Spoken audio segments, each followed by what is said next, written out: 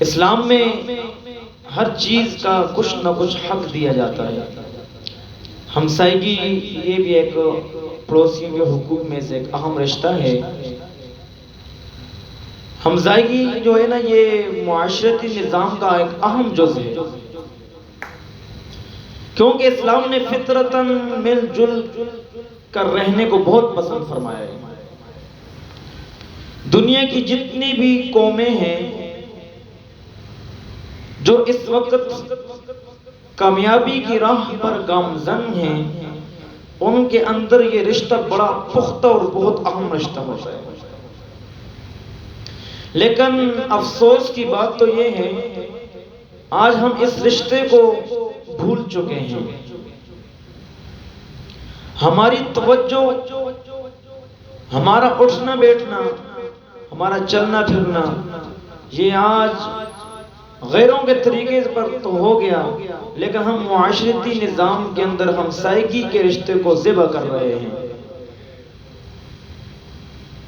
یہ اتنا اہم رشتہ ہے کہ جبرائیل علیہ السلام نبی پاک صلی اللہ تعالی علیہ وسلم کے پاس تشریف لائے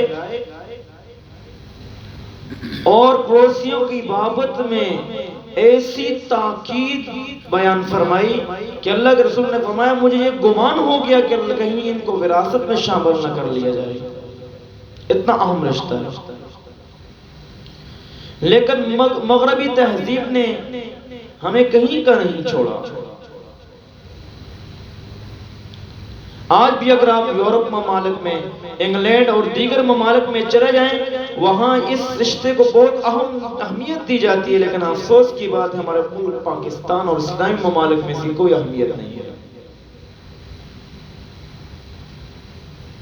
انہوں نے باقاعدہ نیبرہوڈ ایریاز کے نام سے علاقہ جات قائم کیے ہیں کہ جس کو دیکھ کر لوگ پڑوسیوں کے حق میں ان کے ساتھ رہنمائی کریں. باقاعدہ انہوں نے پمفلٹ، کتابچے چھپوا کر لوگوں میں تقسیم کروائے ہیں اس رشتے کی بقا کے لیے.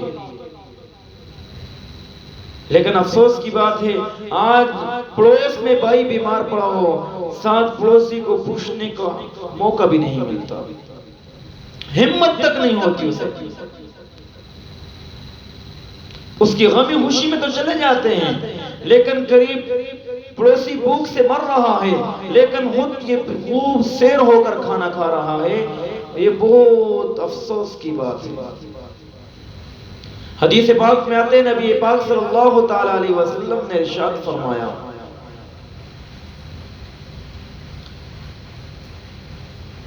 واللہ، اللہ کی قسم، اللہ کی قسم، اللہ کی قسم، 3 مرتبہ یہ جملہ فرمایا، وہ ہرگز مومن نہیں ہو سکتا، وہ ہرگز مومن نہیں ہو سکتا جس کی اذا سے، جس کی شرارتوں سے اس کا پڑوسی محفوظ نہ رہے.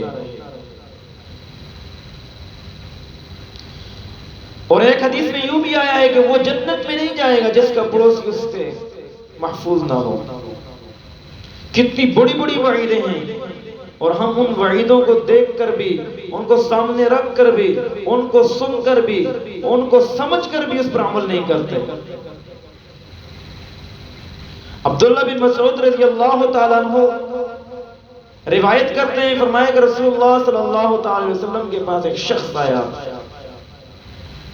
اور یہ کہنے لگا کہ اللہ کے رسول مجھے کیسے معلوم ہوگا کہ میں برا ہوں یا اچھا انسان ہوں؟ تو اللہ کے رسول نے فرمایا تیرا پڑوسی اگر تیرے بارے میں یہ کہے کہ تو اچھا ہے، سمجھو تو اچھا ہے. اگر تیرا پڑوسی تیرے بارے میں یہ کہے کہ تو برا ہے تو سمجھو تم برے ہو.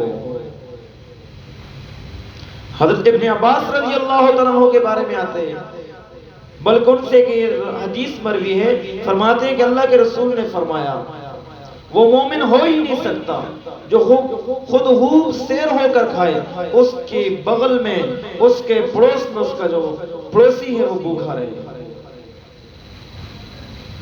اس لیے یہ ایک اہم رشتہ ہے، اپنے پڑوسیوں کا جو خیال رکھنا چاہیے، ان کے غم میں شریک ہونا چاہیے، ان کی خوشی میں شریک ہونا چاہیے، ان کے دکھ کے ساتھ اپنا دکھ بانٹنا چاہیے، ان کے درد کو اپنا درد سمجھ کر اس کے ساتھ قائم مقام کھڑا ہونا چاہیے۔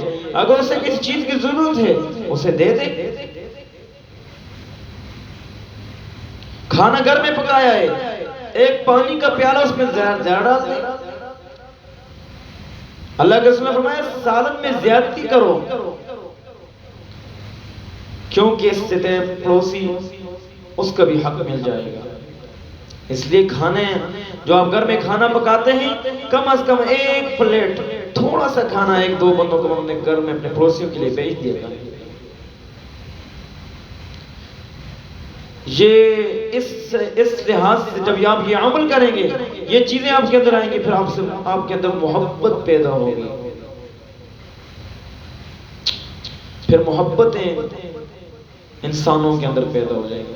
آج نفرتوں کے انبار تو لگ چکے ہیں لیکن محبتیں نہیں ہیں۔ اس کی مین وجہ یہ ہے کہ ہم نے رشتہ داریوں کو، ہم نے قرابت داریوں کو، ہم نے ہمسائیگی کو چھوڑ دیا ہے۔